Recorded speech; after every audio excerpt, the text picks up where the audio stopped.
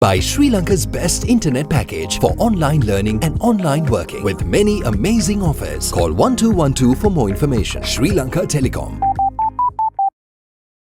ලෙන්ගතුකම වැඩි කරගන්න ලව්ජු රුපියල් 50ට අඩු කළා. මාමේ එන්න අපිට එකක් බොමු.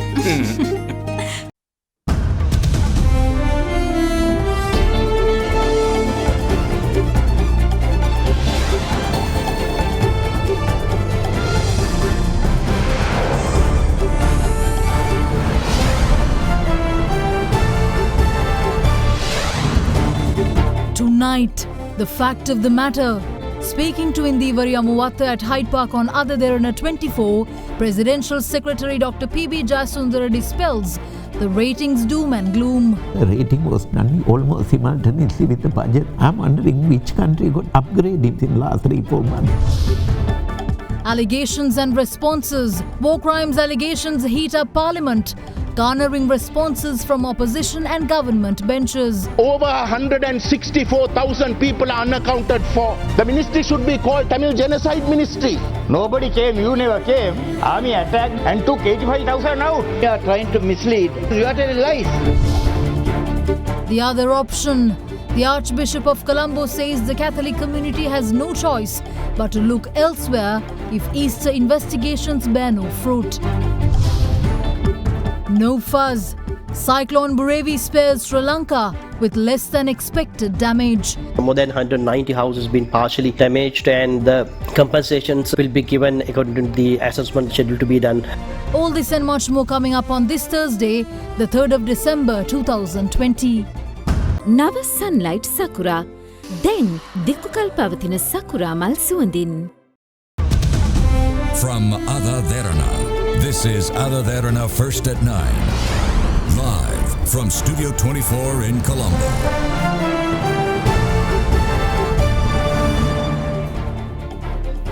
Good evening and welcome to First at 9. I'm Shanella Fernando in your top stories for tonight.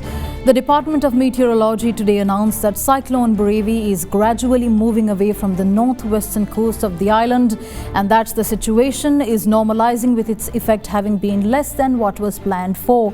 However, Deputy Director of the Disaster Management Centre Pradeep Kodipilli still urged people to stay vigilant and warn the fishermen against going out. See.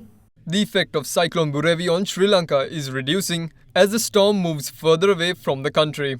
The Meteorology Department predicted the cyclone to make landfall off the east coast of Sri Lanka yesterday between Batiklo and Point Pedro.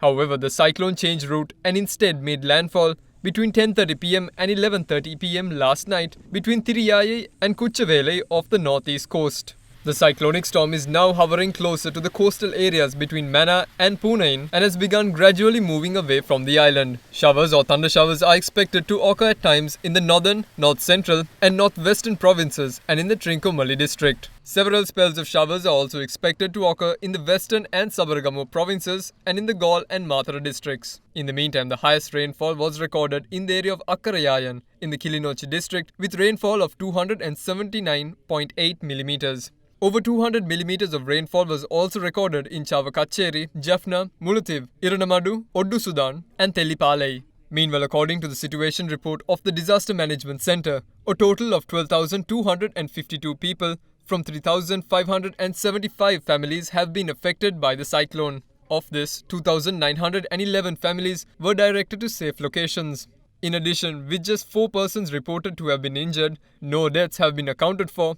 However, 1 person has been reported missing. Damages to property were minimal with 15 houses reported to have been completely damaged, while 192 houses had incurred partial damages. Further, 9 small and medium-scale business premises in the areas of Jaffna, Mannar and Vaunia had also sustained damages. In addition, despite the severity in the cyclone, no damages were reported to critical infrastructure.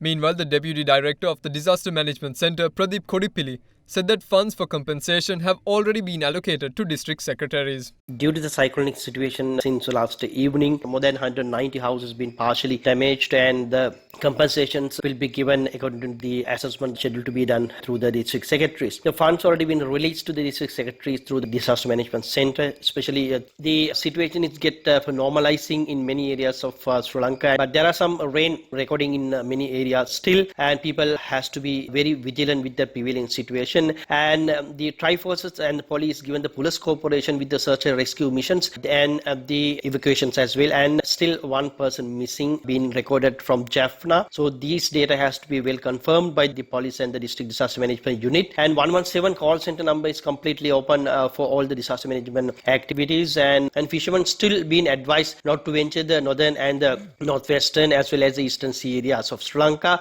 So sea areas would also be rough, and until further notice, people need to refrain from fishing in the particular mentioned areas. Safeguard hand sanitizer නවතම නිෂ්පාදන පෙළ නීරෝගිමත් දිවයකට ලංකාවේ පළමු වරට හඳුන්වා දෙන Maliban විජික්‍රැක Crunchy veggie. To the President, Dr. P.B. Jayasundara says that he is absolutely confident of the country's growth path, which looks to replace its debt-oriented economy with a sustainable one, despite the doom and gloom painted by ratings agencies.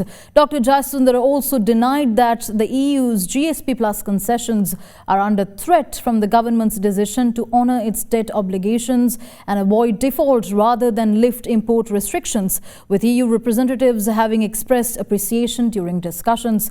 Dr. Jayasundara made these comments in discussion with Indivari Amuwatta on our current affairs program at Hyde Park on AdaDerana 24.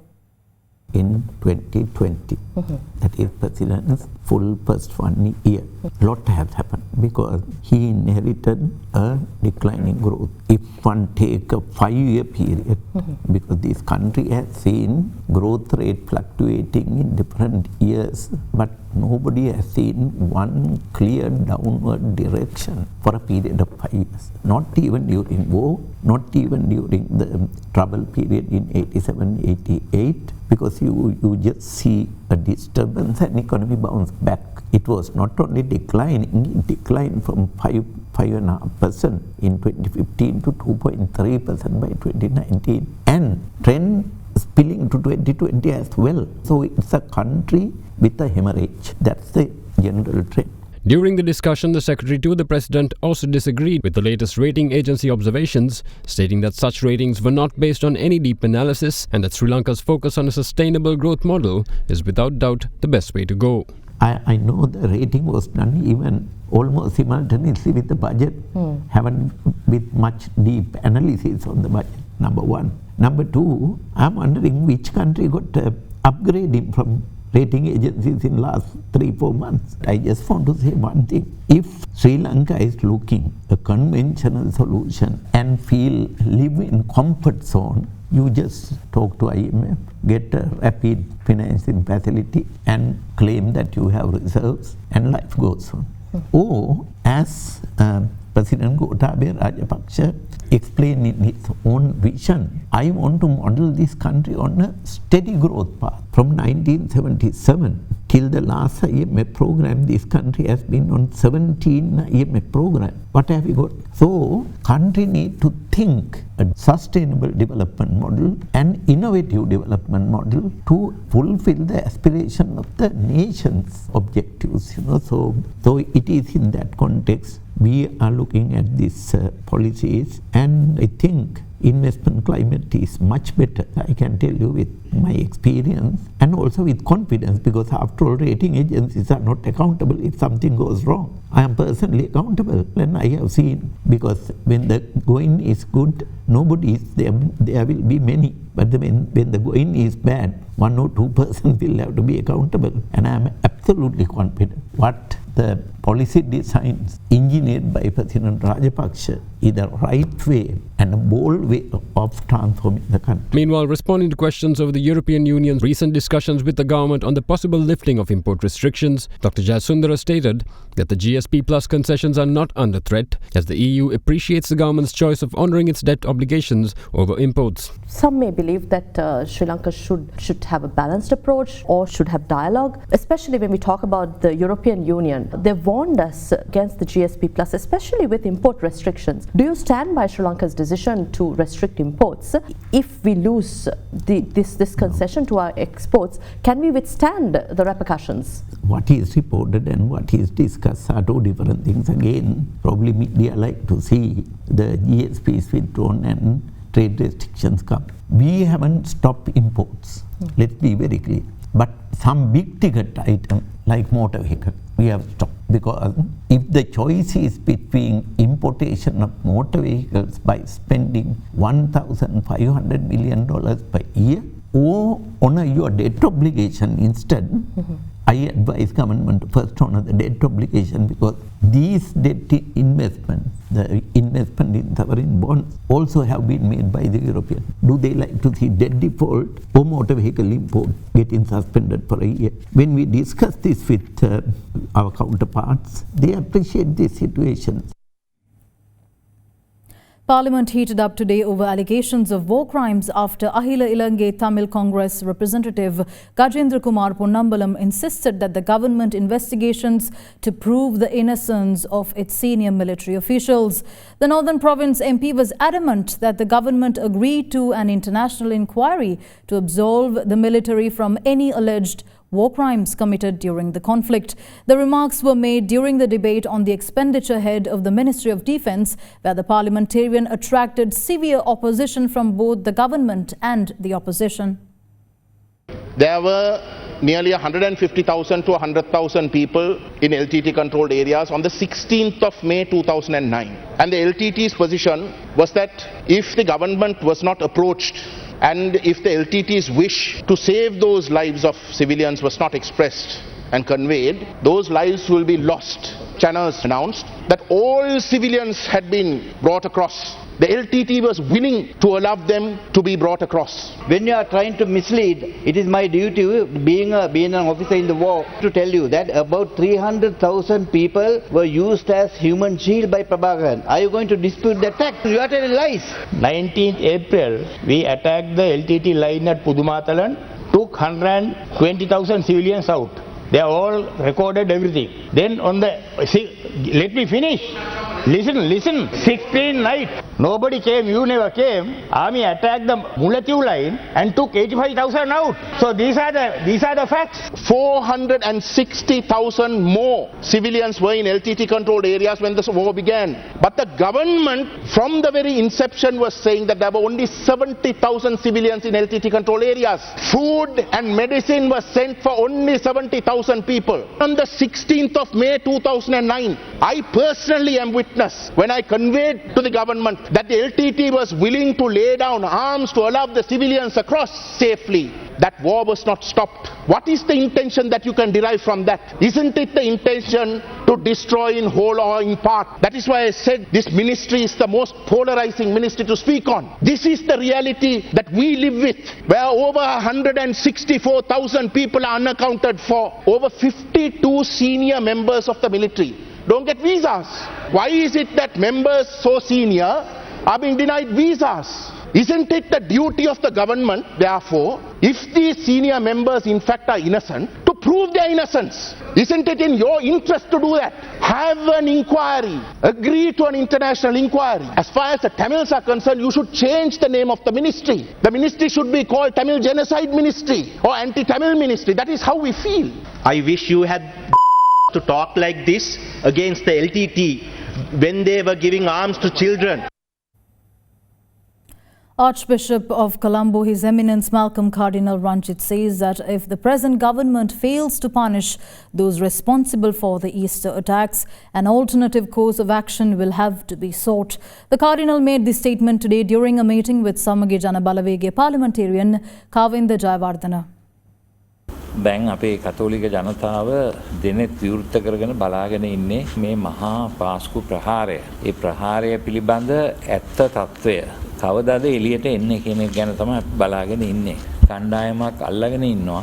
නමුත් ඒ කණ්ඩායම ගැනත් ඒගොල්ලන්ගේ ක්‍රියාකාරකම් ගැනත් මොනවද තත්ත්වය කියලා හරියට මේ විග්‍රහය කෙරෙනවද කියන එක ගැන අපි අඳුරේ ඉන්නේ. දැන් මේ කොමිෂන් සභාවේ වැඩ කටයුතු දෙසැම්බර් මාසයේ 20 වෙනිදා වෙනකොට ඉවර කරන්න තියෙනවා කියන නිවුස් අයිටම් එකක් අද පත්තරේ ගියා. ප්‍රශ්න කිරීම අරම සිදු වෙලා තියෙන්නේ දේශපාලන ලෝකයේ මේකට වගකිව යුතු අය සහ ආරක්ෂක අංශවල විමර්ශන කරපු නිලධාරීන් ඒ අයගේ වගකීම ගැන තමයි වැඩි අවධානයක් වැඩි වැඩි දින ගණනක් යොමු වෙලා තියෙන්නේ කියන එක අපිට පැහැදිලි වෙනවා. ඒකත් එක්ක තියලා බලනකොට මේ බෝම්බ තැබීම, ඒකට අනුග්‍රහ දැක්වීම, ඒ කාරණාවලට මුදල් හදල් ලබා දීම, ඒවා පිළිබඳව අපට සෑහීමකට පත් වෙන්නට පුළුවන් ප්‍රමාණයක ඉන්වෙස්ටිගේෂන් එකක් හෝ කරුණු විපරම් කිරීමක් සිදු වෙනවද කියන ප්‍රශ්නයක් තාමත් අපේ හිතේ ඇති වෙලා තියෙනවා. අපිට මේ රජයෙන් ඉල්ලා සිටින්නේ මේ ඉන්වෙස්ටිගේෂන් එක පිටිපස්සට තල්ලු කරලා දාන්න එපා. එදිනෙදා එන ප්‍රශ්න නිසා. ඒ නිසා ආරක්ෂකාංශ නිදා ගන්න හොඳ නැහැ මේ කරුණ සම්බන්ධව, මේ සිදුවෙච්ච සිදුවීම සම්බන්ධව. ඒ නිසා මේ දේශපාලන වාසි ලබා ගන්න, එහෙම නැත්නම් මේ ඩීල් සංස්කෘතියක් ඇතිකරන්න, ඒ වලට යටත් වෙලා මේ සිද්ධිය සම්පූර්ණයෙන්ම අර වෙනදා සිදු වුණා වගේ කාපට් එක යට හංගන්න කිසිම උත්සාහයක් දැරිය යුතු වන්නේ නැහැ. ඒක කෙරෙන්නේ නැත්නම් එහෙනම් අපිට වෙන විකල්ප හොයන්න වෙනවා. මේ වෙන කණ්ඩායම් වලට මේ වගකීම පවරන්න සිද්ධ වෙනවා. මේ රජය කෙරෙහි අපේ විශ්වාසය බිඳෙනවා එහෙම දෙයක් කරොත්. More news on the other side of this break. Stay tuned. Ceylon Bank, the bank with a heart.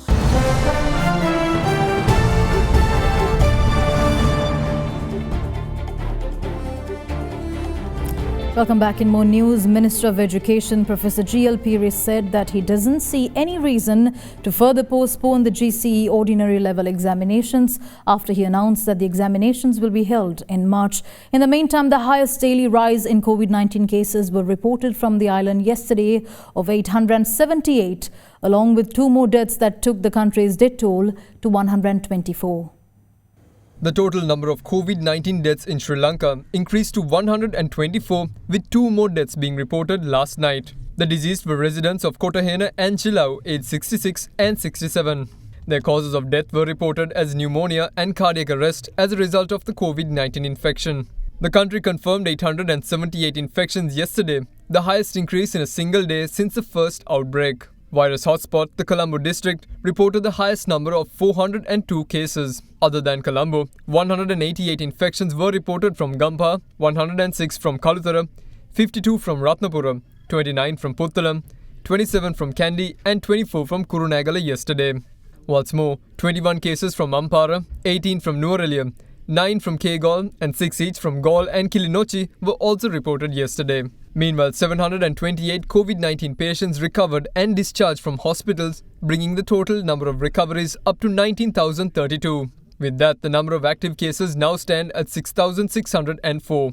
In the meantime, Minister of Education Professor G.L. Pires announced the government's plan to hold the GCE ordinary examinations for this year in March. අධ්‍යාපන පොදු සහතික සාමාන්‍ය පෙළ විභාගයේ පැවැත්වීම සඳහා ගත වෙන්නේ දින 9ක් පමණයි. කෙටි කාලයක්. ඒතර හැකියතාක් ඉක්මනට විභාග අපේක්ෂකයන්ගේ සෞඛ්‍යයට යටත්ව ඒක තමයි තීරණාත්මක සාධකය.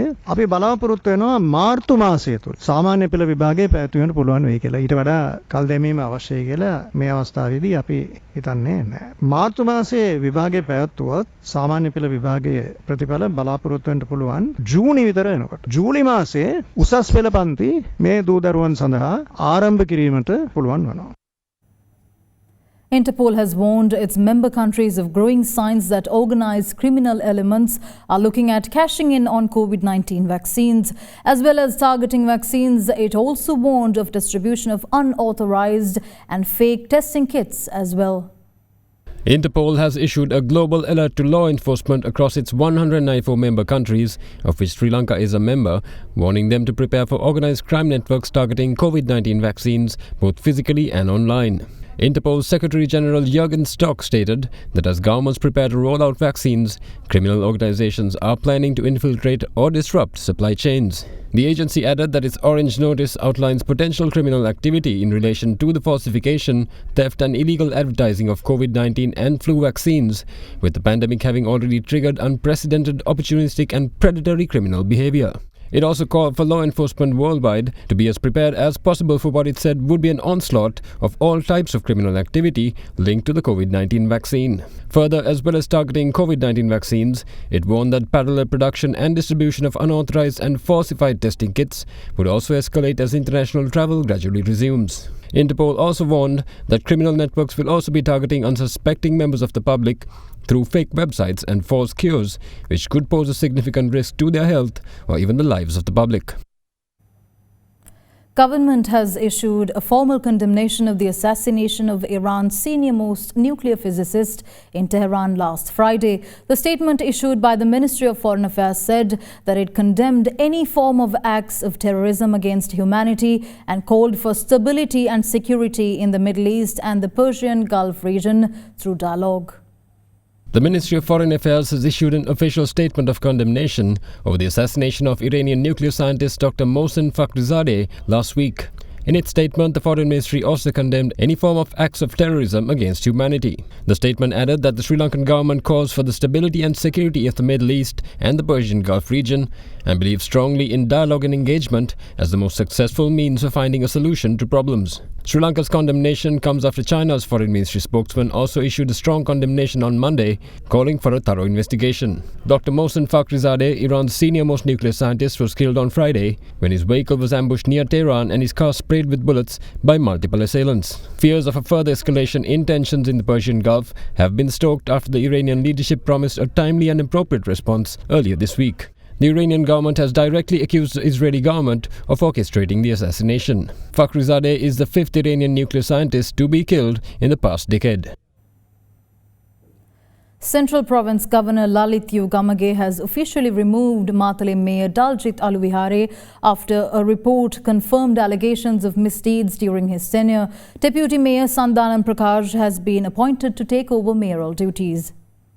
Matale Municipal Council Mayor Daljit Aluvihare has been removed from his post with immediate effect. An extraordinary gazette notification to this effect was issued by the Governor of the Central Province, Lalit Gamage, yesterday. Earlier on August 27th, the Governor suspended Aluvihare through an extraordinary gazette and appointed Deputy Mayor of the Matale Municipal Council, Sandanam Prakash, to perform the duties of the Mayor of the Matale Municipal Council with immediate effect. The Gazette also appointed retired High Court Judge Sarojini Kusala Veerawardena to inquire and report within 3 months whether the Mayor of the Municipal Council had committed any misdeeds described in Section 2771 of the amended Municipal Council Ordinance, Chapter 252.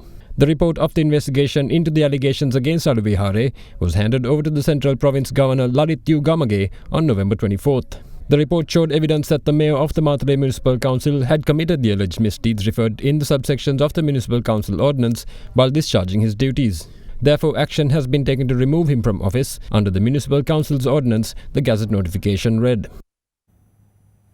Commissioner General of Prisons Tushar Upuldenia says that stern action will be taken against all inmates identified as responsible for inciting the unrest at the Mahara prison. In the meantime, police media spokesperson DIG Ajit Rohana says that CID is conducting investigations into the incident with statements from 26 persons already recorded. A prison inmate who was under treatment at the Colombo North Teaching Hospital in Ragama escaped last night. He had been admitted due to injuries he sustained during the Mahara prison riot. However, prison intelligence officers were able to recapture the inmate in Orogodavatta this morning. The inmate was then transferred to the Valikara prison and is currently being held in isolation. In the meantime, Commissioner General of Prisons Tushar Upuldenia had this to say pertaining to the unrest. කලාකාරී හැසිරුණු සිරකරුවන් අපි ඔවුන්ට විරුද්ධව විනය අනුකූලව කටයුතු කරනවා. ඒ වගේම නීතිය මගිනුත් කටයුතු කරනවා. මේ වන විට අපි එහෙම රැඳවියන් හඳුනාගෙන තියෙනවා. මියගිය අයගේ අනන්‍යතාවය ඔප්පු කරගෙන තියෙනවද? ගිය අයගේ අනන්‍යතාවය අපි මේ වන විට මම හිතන්නේ අදාළ පුජ්‍යලයන්ට දැනුම් දීලා තියෙනවා. අලාභහානි තාම තක්සේරු කරලා නැහැ. අලාභහානි තක්සේරු කිරීමට අපි කමිටුවක් පත් කරලා තියෙනවා. ඒ අනුව ඒක ඉදිරියේදී ඒ කටයුතු අධ්‍යයනය කරලා ඒගොල්ලෝ කොච්චර අලාභ Meanwhile, police media spokesperson DIG Ajit Rohana said that the CID has so far recorded statements from 26 individuals with regards to the Mahara prison incidents. බන්ධනාගාර රෝහලේ සේවය කර වෛද්‍යවරුන් 8 දෙනෙක්, ඒ වගේම පිරිමි හෙද නිලධාරීන් 2 දෙනෙක්, බන්ධනාගාරයේ ප්‍රධාන ජේලර්වරයා ඇතුළු බන්ධනාගාර නිලධාරීන් 10 දෙනෙක් සහ මෙම සිද්ධිය වන අවස්ථාවේ බන්ධනාගාරයේ සිටි රැඳවියන් 6 දෙනෙකුගේ ප්‍රකාශ සටහන් කරනු ලැබුවා. දැනට රෝහල්ගතව සිටින තුවාල ලැබූ රැඳවියන් වගේම මේ තුල රඳවා සිටි පුද්ගලයින්ගේ ප්‍රකාශ ලබා ගැනීමට නියමිතව තිබෙනවා. තවදුරටත් පරීක්ෂණ සිදු කරනු ලබනවා. In the meantime, the 5-member committee appointed by Minister of Justice Ali Sabri to probe the incident inspected the Mahara prison premises today. Further, officials of the Human Rights Commission of Sri Lanka too arrived at the prison. We'll return after this short commercial break. Stay tuned.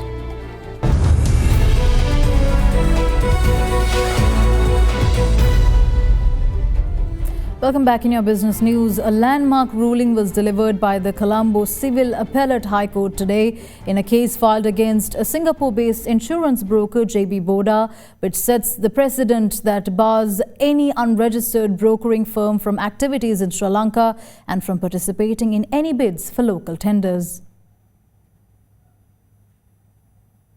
The Civil Appellate High Court of Colombo has ruled against JB Boda, a Singapore-based insurance brokering company, in what industry watchers see as a landmark judgment. During the hearings, JB Boda asserted in court that it was entitled to function as a broker in Sri Lanka, although not duly registered as a brokering concern as required by law.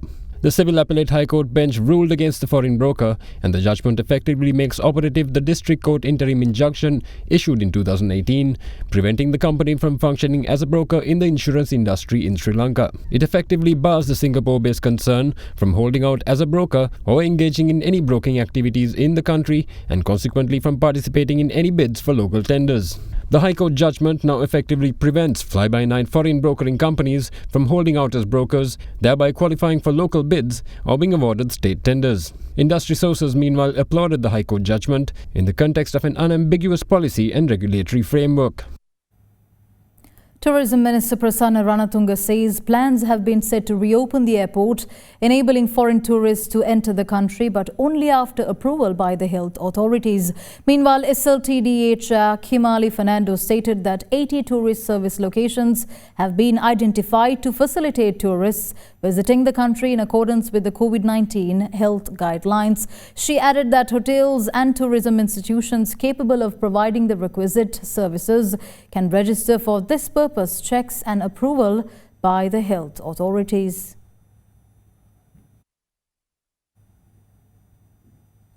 Sri Lanka stocks closed 0.22% higher today, with the all-share price index gaining by 14.15 points and the S&P SL20 index gaining 6.28 points today. Meanwhile, the rupee was quoted steady at 186 rupees and 52.60 cents to the US dollar today, after closing at 186 rupees and 52.80 cents yesterday. Here's how the rupee traded against other currencies during the day.